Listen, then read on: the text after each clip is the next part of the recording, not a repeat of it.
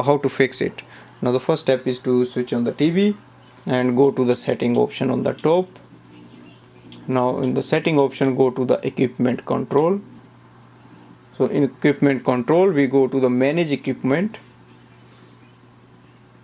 and here you go to the TV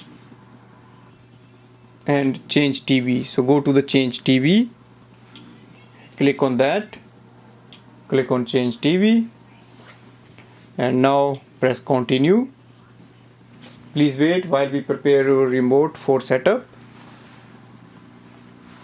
Now you need to select what kind of TV you have. For example, I have LG TV, so I click on the LG, and now press the on and off button on TV remote to turn off your TV. Wait 10 seconds and then press again to turn it back. So do that. So I press it. So we can see it has turned off the TV now. And now I'm going to press again for 10 seconds. And it has switched on the TV again. So we can see here.